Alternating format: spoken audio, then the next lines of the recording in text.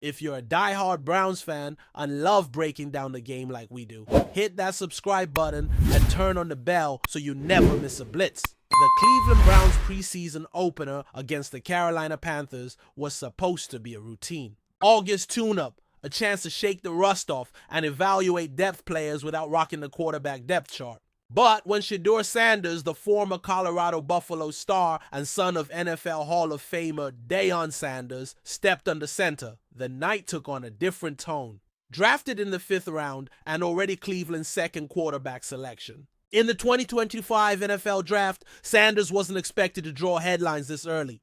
Yet, with both Kenny Pickett and rookie Dillon Gabriel sidelined by injuries, opportunity knocked. Fans saw more than a developmental project. They saw poise, accuracy, and mobility. In just under 3 quarters, Sanders completed 14 of 23 passes. For 2 touchdowns, took only 2 sacks, and rushed for 19 yards. Social media lit up instantly. But for all the buzz, head coach Kevin Stefanski was now ready to anoint a savior. Kevin Stefanski's message in the post-game presser was as measured as a chess player refusing to celebrate a pawn's early advance. Yes, Sanders had been sharp. Yes, he had shown the kind of composure rarely associated with first-year 5th rounders. And yes, even some of his doubters, including ESPN's Tony Grossi, had to admit the rookie had exceeded expectations. But Stefanski has been around long enough to know that August heroes don't always become January winners. His exact words. When pressed about moving Sanders up to first-team reps were guarded. We need to get through the next couple days from an injury standpoint and see where everybody is. In other words, no hasty promotions. He spoke of developing all our quarterbacks equally, emphasizing the bigger picture. It was a strategic move, keeping the locker room balanced, the media at bay, and a young quarterback's feet firmly planted on the ground. Still, it's impossible to ignore the electricity Sanders brought to the field against Carolina. Wow. The Panthers' defense didn't throw the kitchen sink at him. They did apply steady pressure, and Sanders responded with a veteran's patience. He sidestepped collapsing pockets, made decisive throws into tight windows, and avoided the kind of risky passes that rookies often can't resist. Fans at home began to draw comparisons, some measured, some wildly premature, to other mid-round quarterbacks who eventually took over starting roles. Sanders' ball placement on his second touchdown, a sideline dart that threaded between 2 defenders, made the highlight reels. It wasn't just the physical execution, it was the confidence. The way he scanned the field without flinching. But the Browns' leadership understands that confidence can be a double-edged sword. Too much hype too soon, and a rookie can start pressing, trying to live up to an impossible standard. That's exactly why Stefanski is keeping the brakes firmly applied. The backdrop to all this is Cleveland's quarterback room, which has been a revolving carousel even before Sanders arrived. Kenny Pickett, acquired in the offseason, was supposed to provide stability, but his recent injury has left questions about his durability. Dillon Gabriel, the 3rd-round rookie with a quick release and college production, was expected to compete for the backup job, but hasn't been healthy enough to showcase his skills consistently. Veteran Joe Flacco, a Super Bowl champion, brings experience, but is clearly in a mentor role rather than a long-term solution. Sanders' sudden emergence adds intrigue, but it also complicates matters. If he plays too well, the Browns might face a media-driven quarterback controversy before Week 1. If he's pushed too soon and struggles, the same voices praising him now will be calling for his benching. Stefanski knows the NFL is unforgiving when it comes to handling young passers. In many ways, Sanders' situation mirrors that of several young quarterbacks who've had to bide their time despite impressive debuts. There's a reason teams like the Browns stress patience. A preseason game, no matter how strong the performance, doesn't replicate the speed, complexity, and intensity of a regular season matchup against a top 5 defense. In preseason, defensive coordinators keep schemes simple. In the regular season, they disguise blitzes, bait rookies into mistakes, and close throwing lanes in a blink of an eye. Stefanski's cautious approach is about more than protecting Sanders physically. It's about protecting his confidence and development arc.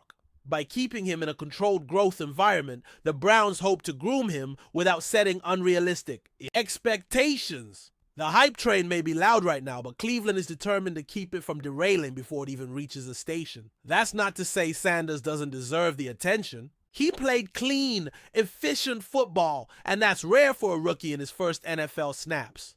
The decision-making was sharp. He threw the ball away when necessary instead of forcing plays, and his pocket presence suggested he'd been paying close attention in the film room. His chemistry with the second-string receivers was notable, particularly on timing routes where anticipation matters as much as arm strength. Even more telling was how his teammates responded. Offensive linemen were patting him on the helmet after drives, and receivers were animatedly discussing routes with him between series. These are small signs, but they speak volumes about a quarterback's ability to command a huddle. Still, one game, especially in August, doesn't define a career.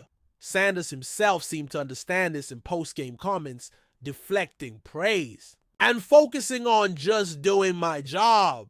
The media, of course, has other ideas. In a 24-hour cycle, narratives can spin out of control, and Sanders' debut was red meat for talk shows and social media clips. ESPN, NFL Network, and countless YouTube channels ran segments debating whether the Browns had found a diamond in the rough. Some analysts called for Sanders to get first-team reps immediately. Others urged patience but admitted he'd outplayed expectations. Stefanski's steady, almost stoic demeanor in response to all of it is telling. By refusing to fan the flames, he's signaling to his roster and the fan base that development isn't a sprint. The Browns have invested draft capital in 2 quarterbacks this year, and their plan won't be rewritten after one promising night. It's a delicate balancing act, acknowledging the good while reinforcing that the process comes first. When the Browns head into joint practices with the Philadelphia Eagles, all eyes will be on the quarterback rotations. If Kenny Pickett and Dillon Gabriel remain sidelined, Sanders could see more opportunities with higher caliber competition. But that doesn't necessarily mean Stefanski will bump him up the official depth chart. Practice reps against a defense as talented as Philadelphia's will provide a better litmus test than preseason game 1.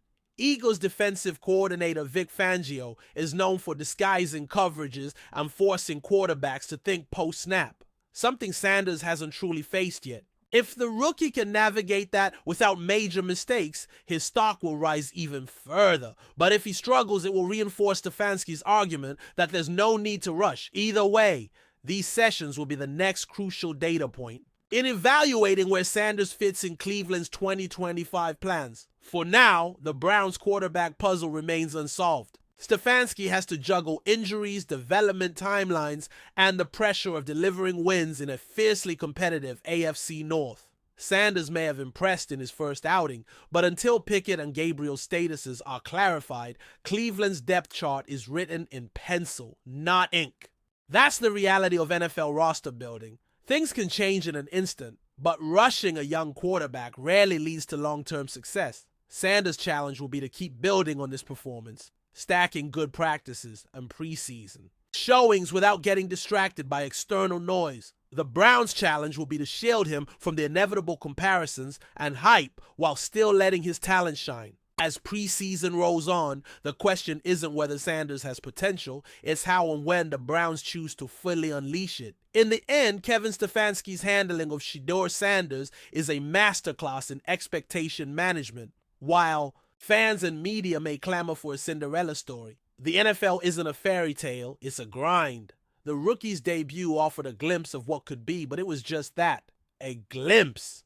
Stefanski's job is to turn that potential into consistent, reliable performance. And that doesn't happen overnight. Sanders' time may come sooner than expected if injuries persist. But the Browns are determined not to let one preseason spark dictate their long-term quarterback strategy. As Cleveland moves toward the regular season, the hype train may be idling at the station, but the conductor, Stefanski, isn't ready to pull the throttle just yet. For Shedeur Sanders, the path forward will be about patience, preparation, and proving that his first impression was only the beginning of something much bigger. Enjoying the content so far? Smash that like button and drop your take in the comments. We want to hear what you think about the Browns this season. Rumors are flying faster than a deep ball on a windy night in Cleveland, and fans of the Browns can barely believe what's allegedly happening behind the scenes. Multiple sources, whispering in low tones and sending cryptic messages to insiders, are hinting at a storm brewing over First Energy Stadium. The talk? Two massive names, Myles Garrett, the defensive superstar who's been the face of the pass rush for years, and Shedeur Sanders, the promising young quarterback with a famous last name and sky-high expectations, are reportedly facing suspensions. And not for on-field conduct or a sideline spat, but for something far more controversial: alleged violations of the league's anti-doping policy. While nothing has been officially confirmed by the NFL or the Browns front office, the chatter is relentless, fueled by anonymous posts, late-night radio teasers, and the unmistakable sense that where there's smoke, there might be a raging fire. The buzz started late last night when a well-known Cleveland sports blogger dropped a cryptic tweet that read, "Two Brown stars, big trouble. Banned substance tests, story developing." Within minutes, the replies exploded, with fans, rival supporters, and even verified NFL reporters trying to guess who the players could be. Then, a few hours later, a regional sports radio host known for having reliable locker room connections went on air, hinting that one of the names would break the hearts of the defensive faithful, while the other was just starting his journey in the Dawg Pound. That was enough for the internet detectives to put two and two together, and suddenly Myles Garrett and Shedeur Sanders were trending nationwide. Whether these are substantiated facts or just a dangerous case of speculation remains unclear, but the conversation has already taken on a life of its own, and is showing no signs of slowing. What's striking about this alleged scandal is the sheer magnitude of the names involved. Myles Garrett isn't just another defensive end, he's the heartbeat of Cleveland's defense, the guy quarterbacks fear on every snap, a perennial Pro Bowler and Defensive Player of the Year candidate. Shedeur Sanders, on the other hand, is a fresh face in the NFL spotlight, carrying the swagger of his father,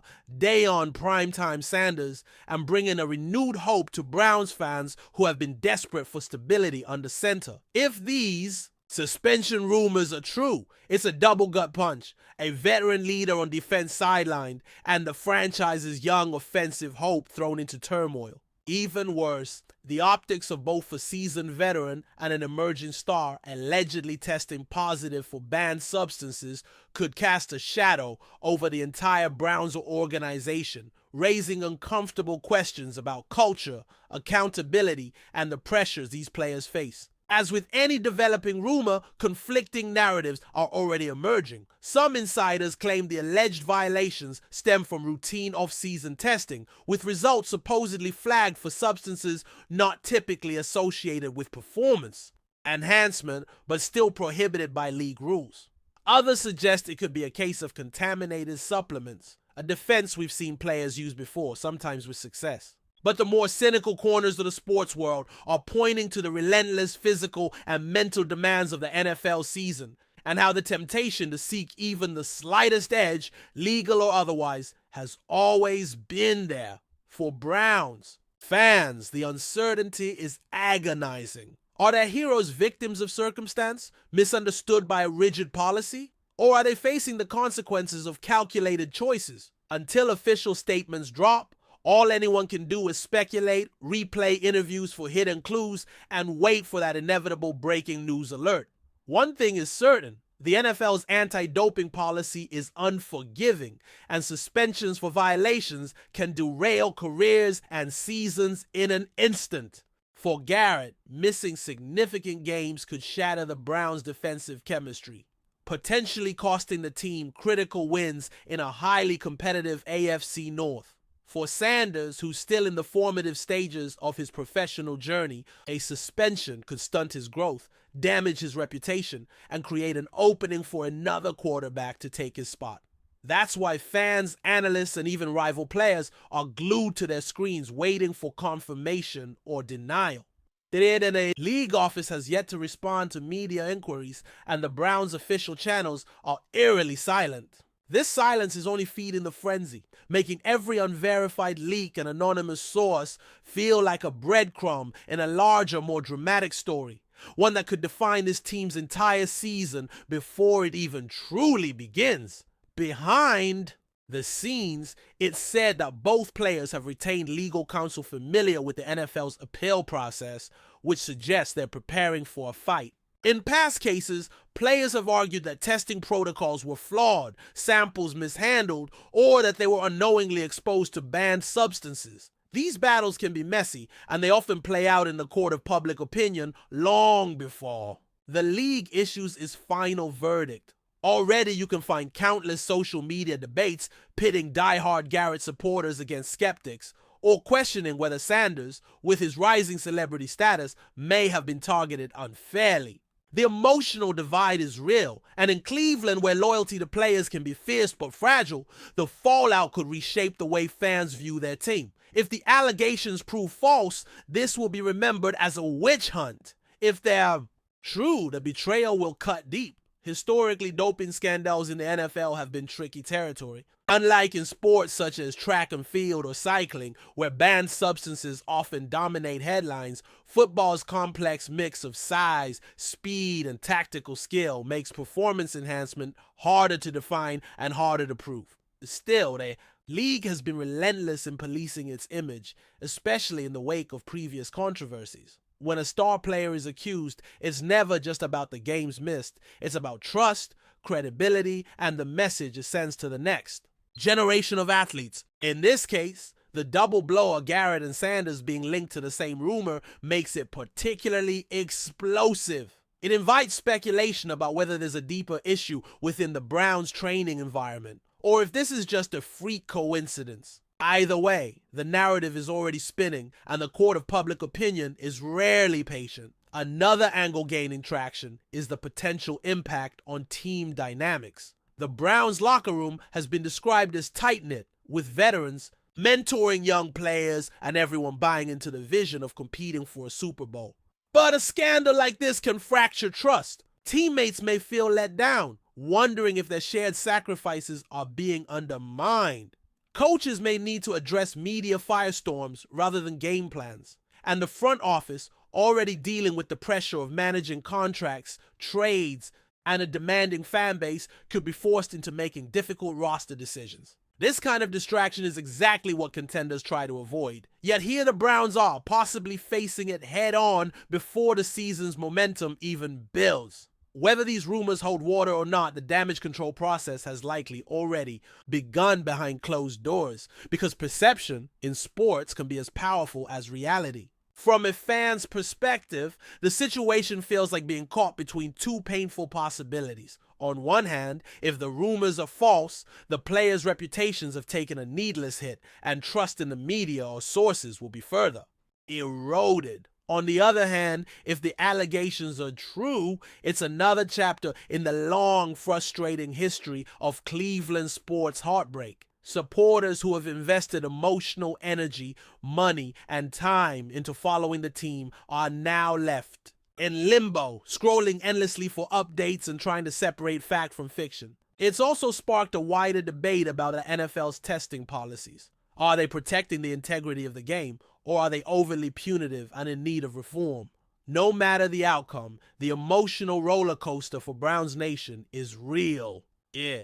And it's only getting steeper with every passing hour of silence. At the end of the day, this story is still built on whispers. Not official statements, but the volume of those whispers has reached a roar that's impossible to ignore. Myles Garrett and Shedeur Sanders, two players representing very different stages of NFL stardom, are now tied together in a narrative that could define not just their season, but their careers. For now, the city of Cleveland waits, torn between hope and dread as reporters dig, insiders speculate, and social media fuels the fire. Whether this becomes a brief footnote or a defining scandal will depend entirely on what the next few days bring. But one thing's for sure, in the high-stakes world of professional football, reputations can rise and fall overnight. And sometimes, the biggest plays aren't made on the field, but in the court of public opinion, where the scoreboard is made of headlines. Thanks for riding with us on another Browns Blitz. If you liked the video, share it with a fellow fan,